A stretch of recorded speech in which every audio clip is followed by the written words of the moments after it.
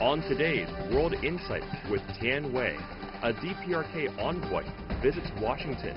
Is a second Kim-Trump summit on the horizon? North Korea has tremendous potential.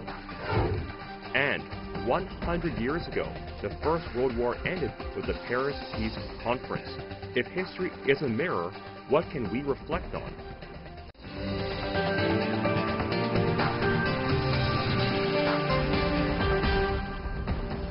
Hello and welcome to World Insight with me, Tian Wei. The program is coming to you live on CGTN from Beijing. We begin today's program in the United States, where DPRK envoy Kim Yong-chol has arrived in Washington for expected talks with Secretary of State Mike Pompeo.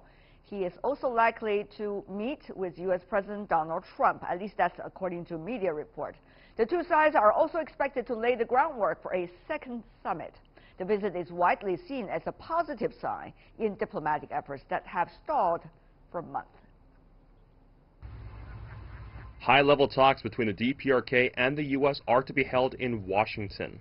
Kim Yong-chol, the vice chairman of the Central Committee of the Workers' Party of Korea, was assigned to bring top DPRK leader Kim Jong-un's letter to Donald Trump.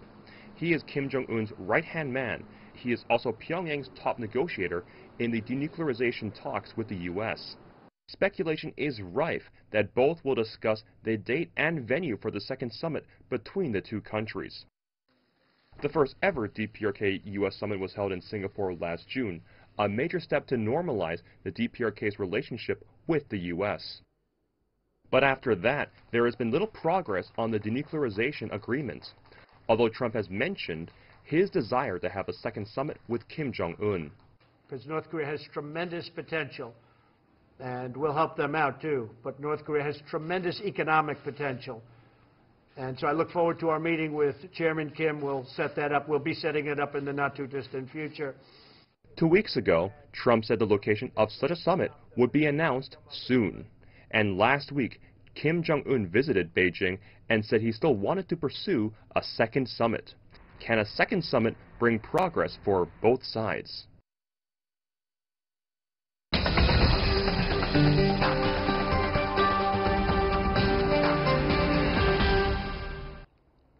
For more on the DPRK-U.S. dialogue, we are joined in Washington, D.C. Ivan Elan, a senior fellow and director of the Center for Peace and Liberty at the Independent Institute. Also in Washington, Jenny Tang, research analyst at the Stimson Center and managing editor of 38 North.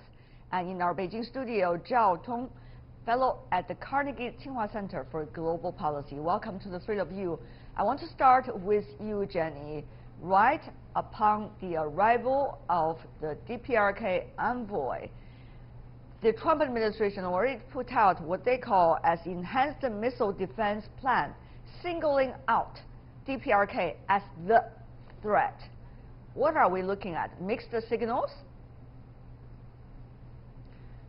Well, a little bit, yes. And certainly that portrayal is accurate, but it doesn't help in the diplomatic process. And this has been part of the problem with the Trump administration as a whole, is really inconsistent messaging about, especially about policy and especially about North Korea. And so you have messages when Trump is talking more to North Korea directly, it's very kind of open and inviting.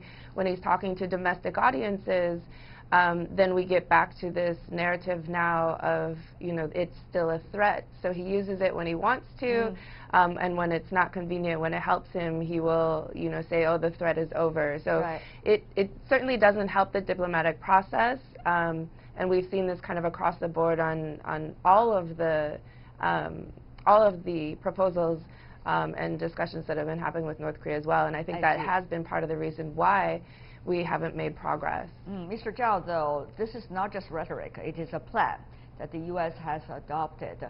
So singling out DPRK, so-called as the threat, will this really, in a way, remapping out the U.S. approach about what they consider as a nuclear threat? What does it mean for the future possible interactions between the two countries, U.S. DPRK?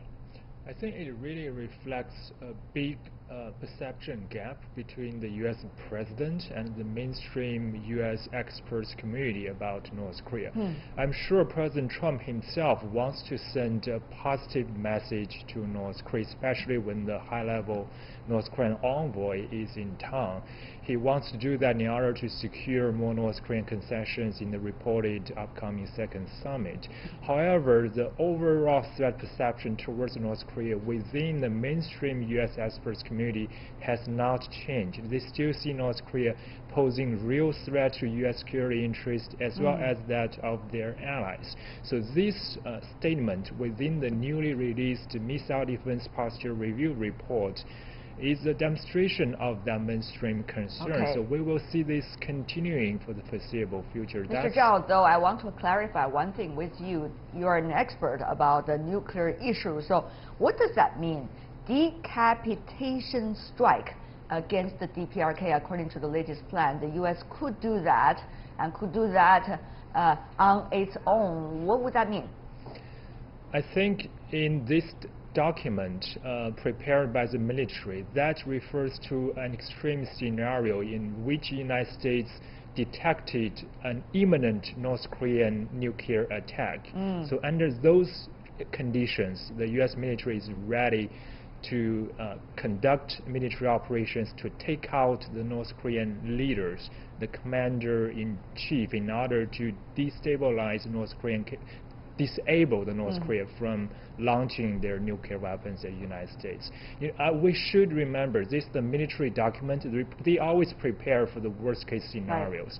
But again, this can be seen by North Korea as a message not in goodwill, and therefore could pose additional obstacles for their bilateral engagement.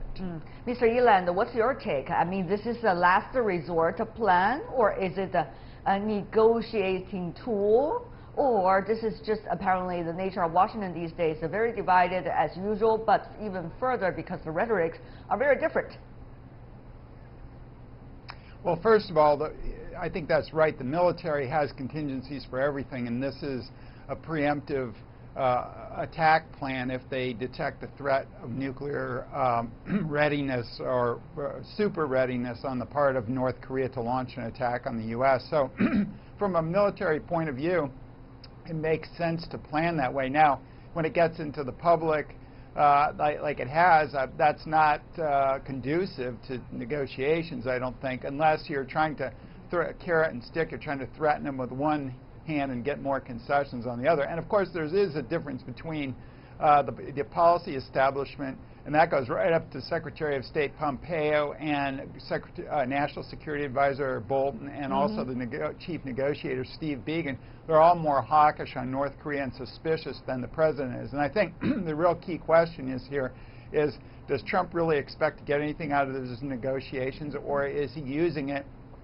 because he likes the symmetry, the pageantry, and also he's got a lot of domestic problems mounting here in the United States. Does he want a show to distract from that, et cetera, or are they legitimately looking for some interim agreement, say maybe a cap on North Korean nuclear activities and arsenal in exchange for limited sanctions reduction? That might be a possible deal. I don't think you're ever going to get, at least not in the near to medium term, the North Koreans are so suspicious that they would not give away their nuclear program or dismantle it right now. But you could get some interim thing and hope for better after the two sides begin to trust each other, because previous nuclear agreements between the U.S. and the North Koreans haven't gone very well. No, at all, not at all. If you talk about the style, let's take a look at some of the zigzagging road before the first Kim-Trump summit reached, and eventually what followed up after the summit.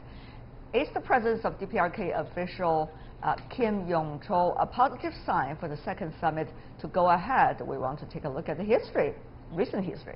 Last year, May the 24th, Trump abruptly canceled the planned summit with Kim Jong-un. Barely a week later, on June the 1st, Kim Yong-chol arrived to deliver a letter from Kim Jong-un to Donald Trump. Trump then announced the June the 12th summit was back on. This month, Kim Yong-chol is expected to meet U.S. Secretary of State Mike Pompeo this Friday, Kim Yong-chul's appearance in Washington foreshadows, some say, the possibility of a second summit. Diplomats are now speculating that the summit will occur in early February in Vietnam. We did see some media reports about that, but there's not at all some open source confirming. Now, Jenny, you're in Washington. You're interacting with people in the circle about the DPRK issue on a very frequent basis. What can be the nature, if there is a second one, let's just say in the middle of this year, given the time that we could have, what the most can the two sides work out with? Well, I think we need to be very realistic about what can be done in a summit. You know, we're not talking about getting a comprehensive agreement here, but North Korea has put stuff on the table already, right? It said it's willing to decommission the facilities at Yongbyon to stop its fissile material production programs, at least the declared ones, offering inspections. So there is sort of already an offer there that we should be taking advantage of, we should be trying to get. And the question is what are the corresponding measures that the U.S. is willing to take in order to get North Korea to do those things? So I think, you know, in this next summit, that's really what we need to see is a couple of concrete, practical, implementable steps as here are the next steps that we're doing together to build the trust and a commitment to keep negotiating and to open up that real negotiating mechanism that would be presumably between Begin and Chae Sun-hee to really start to work out the details and get us to a more comprehensive or at least a more technical discussion that you can't have at a summit level. I think if we can do those things, then the summit serves an important purpose, actually, in keeping the momentum and keeping us moving forward.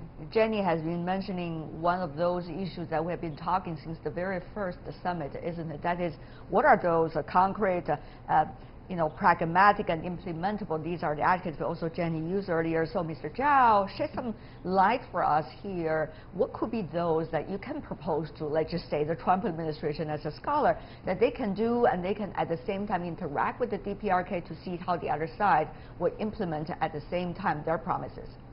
Yeah, that's exactly the biggest challenge today. So-called the parallel. Yeah, we saw General Kim in town. That shows a serious political commitment to the summit from the highest level of the North Korean leader. However, that doesn't mean that both sides are ready to discuss substantive concrete measures that are the real issue that needs to be addressed at the second summit. What are these real issues that you are saying? Right. So North Korea offered, you know, to shut down part of the Yongbyon nuclear complex. Yes. The U.S. Reportedly, President Trump recently sent a letter to Kim Jong-un, and people speculated maybe U.S. has been making a demand, for example, asking North Korea to dismantle some of its ICBMs. Those negotiations cannot be done quickly. How to dismantle ICBMs? Where, you know, where to send inspectors? Right. What's the process? That needs long-term operational level negotiations. Yeah, but at the same time, I'm asking you, Mr. Zhao, while trying to detail what the DPRK could do in order to fulfill what it offered to the United States on a step-by-step basis, what can the U.S. also do on a step-by-step basis to offer to DPRK so that the interaction could really begin, at least? I do think U.S. should seriously consider the option of setting up a liaison office between U.S. and North Korea, maybe in Pyongyang. Having a constant channel that is available is very important for ongoing negotiations. And North Korea also badly wants to improve bilateral relations, and that liaison office could be a very good symbol of American commitment to improve bilateral relations. And also, it's possible that U.S. can seek some sanction relief, maybe limited, maybe temporary for North Korea, in order to facilitate the inter-Korean economic engagement, such as to reopen the Kaesong Industrial Complex or to reopen the Mount Kamgang tourist site. Those are very important between the two Koreas, but those measures also requires long-stay discussions. We need to start those operational level discussions as soon as possible. Operational level, that's the difficult level, I guess, for now. It seems that's always the shuttling diplomacy on the very top, Mr. Eland. Meanwhile, about that too, I mean, if you see what the figures in the Trump administration top level, it is Secretary Pompeo and National Security Advisor Bolton. The latter, at least, has been being described as hawkish, to say the least, on the DPRK issue as well. Secretary Pompeo, though, of course, has been instrumental in putting the first summit together. One would assume he would like things to move forward, probably even further. But how do you see these? From the analysis like this, how can we go to the next layer of the pragmatic negotiations and also the grassroots from the official side, from both sides, particularly the U.S. side? How would that begin? Well, I think one key factor is to get the North Koreans to actually tell us what they have. They can dismantle this or dismantle that, and that may be what they'll have to settle for. But I think, you know, if you could get some sort of an inventory of the facilities and the weapons they have, that we should give them significant sanctions relief for that, because at least we know what they have. What is the significant sanction relief you're talking about, sir? Mr. Eland, what kinds of relief you're talking about and can be practical at the very beginning to implement? Well, I think, you know, it wouldn't be complete. We have fairly grinding sanctions against them, but of course they still get a lot of stuff through China and that sort of thing. So, I mean, the international pressure is one thing, and I think that's significant. You know, we try to interdict their vessels and that sort of thing. I mean, you can start with some of that, but and you know, there's all sorts of stuff you can pull off some of the sanctions on trade, etc. Financial, maybe. We'd have to see, but certainly you don't want to go all the way. But if they do, that would be one showing that they were very serious about doing this if they gave us a list of what they have. Of course, they don't want to do that because they're a very secretive society, and they feel that if they do that, it's a threat to their security. So it's a major stumbling block. That's why two sides have to offer in some concrete details, at least for the very beginning, to start, so that both have certain kinds of levels of confidence. And Mr. Zhao, to you, once again, what about that? How can we involve, or how can the two countries involve lower level real diplomats and scholars that are in the field to begin their work of discussion? What kind of precondition that would require? Meanwhile, once again, what would be the detailed offer that U.S. could have as the start, as an observer? What would you say?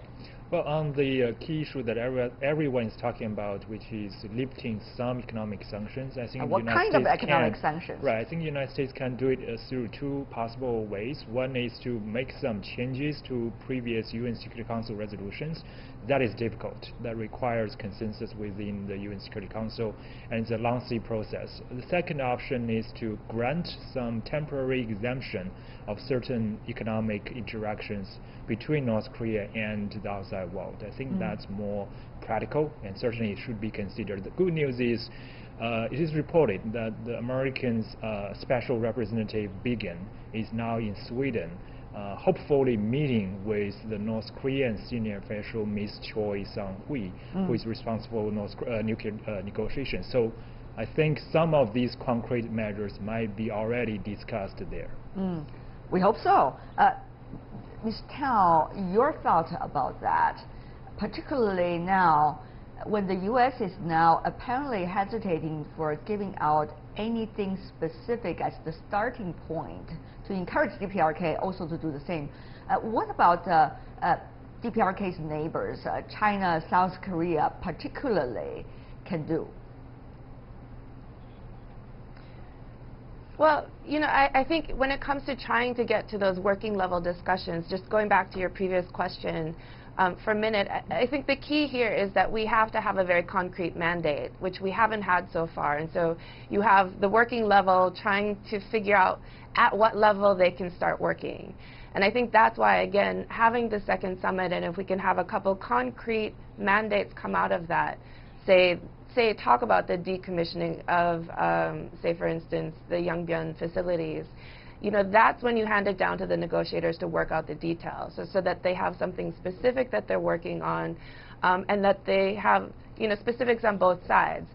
This is what we need to discuss about Yongbyon. This is what we need to discuss about what the U.S. is doing, whether it's, you know, political declarations, whether it's some sanctions relief, whatever that is set as a concrete step as the next steps we're taking at that summit.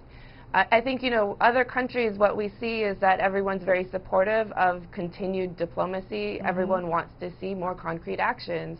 And I think, you know, if you look at the South Korean, the inter-Korean negotiating process as a model of, you know, I think how Kim Jong-un is approaching this, I think you see very clearly, like at each summit, there is, you know, the declaration, and then they hand it down to the negotiators to work out those details of how are we actually going to implement this. And I think we need to be more practical, think smaller, think more targeted measures until we can build up that trust and be able to get to that next level of discussion. Right. Mr. Zhao, this is quite some food for thought, particularly for China. If you think about the latest meeting between the Chinese President Xi Jinping and the DPRK leader, so it seems that something is already being cooking.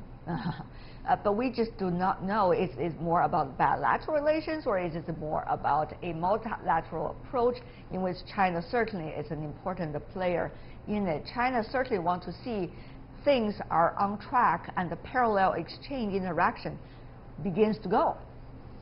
Yes, I think in the recent meeting between the Chinese president and North Korean leader Kim Jong-un, China really showed its support to the continuing North Korea-U.S. negotiation. I think China made it very clear to North Korea, if North Korea is committed to making more progress on the denuclearization issue, it has Chinese support. And China also sent a signal to the outside world that other countries should also take into consideration the legitimate security concerns of North Korea. I think China has played its role. Now it's ready for other major players to play their part. Zhao Tong, Jenny Tao, and Ivan Neeland, really appreciate it. Thank you so much for being with us. And you're watching World Insight with me, Tian Wei. Still to come on our program. 100 years ago, the First World War ended with the Paris Peace Conference. Is history a mirror? Well, we can reflect on, particularly these days, at a time of transition. Right after this.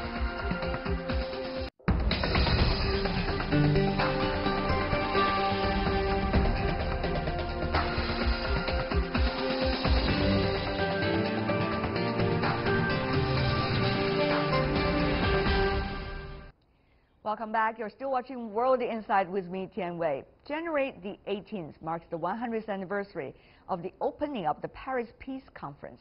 It congratulated the victorious Allied powers following the end of World War I to set the peace terms for the defeated Central Powers. The main result of the 5-month-long conference was the Treaty of Versailles. The major victors punished their defeated enemies with high reparations, while continuing to expand their colonial empire. The so-called Versailles system, together with the later Washington system, constituted a new international order of capitalism. However, the new norms adopted at the conferences had unintended consequences. It suppressed the revolutionary movements, restricted the support for self-determination to Europe, ignored nationalism, and overlooked the humiliation and resentment that is going on there in the defeated nations. These grievances, rather, would later boil over into the Second World War. And as a result of that, the Versailles system quickly fell apart. Lessons of a War. For more than the 100th anniversary of the Paris Peace Conference, we are joined in Moscow by Mark Sloboda, International Relations and Security Analyst. In Washington, D.C., we have Paulo von Schirach, President of the Global Policy Institute. And in Beijing, we have Yi Hailin from the National Institute of International Strategy from the Chinese Academy of Social Sciences. Gentlemen, welcome to our program. I want to begin with you, Mr. von Schirach. What would you say as the biggest lesson that we can draw both from the war and eventually the end of the war, why it led us to another war not that far apart?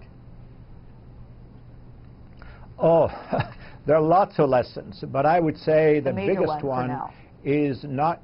The major one is not to indulge in punitive measures against the vanquished parties. Clearly, as your reporting indicated, Germany was singled out after the end of World War I as the country mostly responsible, in fact entirely responsible, for the outbreak and all the devastations of the war. And so huge punishments were levied against Germany, including very burdensome financial reparations and enormous restrictions on its abilities to have a standing army, an air force, defended borders, etc., etc. And this led into resentment and revanchism, and certainly was a factor in the rise of Adolf Hitler several years later. Mr. Yeah, of course, now we're experiencing a very different world, but the issue of war has never been that far away from us, even though after the Cold War, people have forgot what war actually was about. But now it seems that the world in transition, people are beginning to get quite nervous. That's for sure.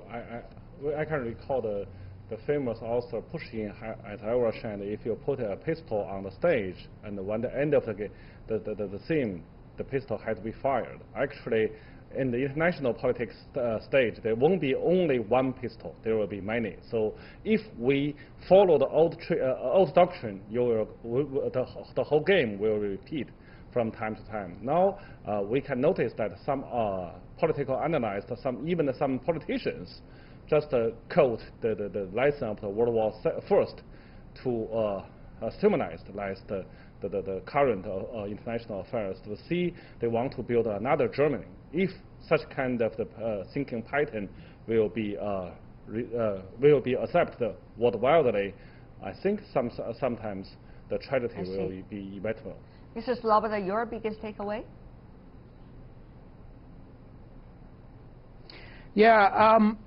I think there are multiple takeaways from this, because in the interwar period, we have to also consider the failure of what was then a nascent international global capitalist order. And this failure led to a lot of economic deprivations, particularly across Eastern Europe, the Great Depression and so on, which helped fuel the rise of populist and nationalist leaders, the failures of liberal democracy all across Eastern Europe, and led directly to the rise of fascism. And we are looking at it can be overstressed, but that you can draw parallels with the situation today. We have had the 2008 economic crisis, the consequences of which are not completely played out across the world. You have falling living standards in many countries across the West, easing among the middle and lower classes, even as you have the wealthy classes reach unparalleled heights in this growing inequality. And the root causes of the 2008 crisis in the United States and the global financial system which it engendered have not been corrected at all, and in fact are breeding anew.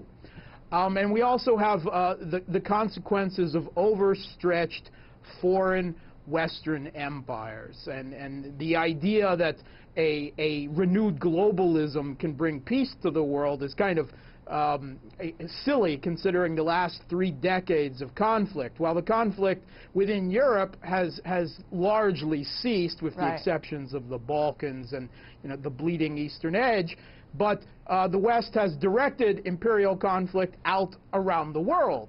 And, you know, we've seen Iraq and Afghanistan and Yemen and Libya and Syria. And those consequences of this imperial overstretch we're facing again today.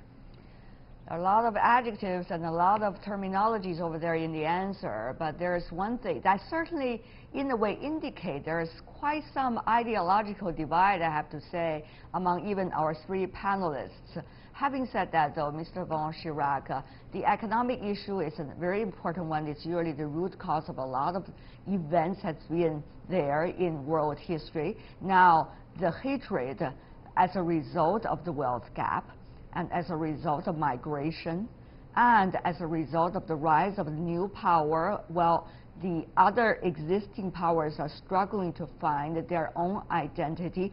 These are very crucial issues. But at the same time, Mr. von Schirach, before I pose you the question, we do see when it comes to communications, though, at a time of significance, it's getting ever less. Demonization, propaganda has becoming more and more to the mainstream of the world language. Mr. von Schirach, so what did you think as the thing that we really have to urgently work on in order to prevent the disaster as we experience in the wars? Well, what we have to recognize, all of us, is that this, and this may sound a platitude, this is a multipolar, complex, interconnected, but yet not fully coordinated global world. This is where we are, with multiple players, some of which didn't really exist as significant players, you know, many years ago, certainly not at the time of World War I. And we have to recognize this reality and stop calling each other's names and try to figure out a way in which everybody can have a seat at the table and determine, to the extent that it's possible, in a pragmatic way, rules of the game. After World War I, there was an attempt that didn't really work out well at all, which was to create the League of Nations. After World War II, we had the second attempt, which is still ongoing but limited in its scope and functionality, which is the United Nations Organization. Well, these are attempts to create a global forum for discussion and debate, which is certainly a lot better than fighting across borders. These efforts, as I said, are limited, somewhat disappointing in their outcomes, but nonetheless, we have now other fora. And I would point out, for instance, the G20 meetings of the major and medium-sized industrialized countries around the world, which provide a forum for discussion and airing differences and try to find common rules of the game. This is hardly perfect at all, and I agree with you that name-calling and demonization of opponents is not constructive. We all have to share this planet, all of us. And China, for one, obviously, is a major new player, not new really, but of consequence, certainly in the last 10 or 15 years, has risen to a global role. And it is wise, I think, for everybody else, the United States, Europe, Japan, India, you name it, to recognize new realities and create opportunities for dialogue and airing of differences. Okay. Mr. Sloboda, there are several things that Mr. von Schirach really mentioned, but I do want to have you also help us to understand, what do you see as the priority? There are several things here. The old Cold War ideology kinds of battle, that could be one of those possibilities we're going to witness if things are going ever worse. Second thing is the struggling of finding identities between the rising new players, China included, and also the existing powers. If doing well, things are likely to go even with more sunshine than they used to be. However, if not, things may get really worse. Last but not least, that is, what shall we do with now the rather being criticized, the international institutions? Throw them away? Certainly it's not the way to go, but negotiation takes enormous amount of time given its nature. So, Mr. Sloboda, it's a long question, but I do know you have some intellectual wisdom to share with us about that point. What is the priority here? Yeah, you're too flattering. Unfortunately, there is no agreed-upon priority going forward among all the countries of the world, other than that they're all playing to their own economic and military advantage. And there's a backdrop to all of this that didn't exist in that prior 100-year period, a climate change that everyone is essentially ignoring. At least to the scale of the problem that the world is facing right now. And that is the one problem of the global commons that actually really does require every country working together with a shared vision that is completely absent. In fact, every indication is that we are absolutely going in the absolute wrong direction. So there are no agreed upon priorities. I'll answer the third part of your question.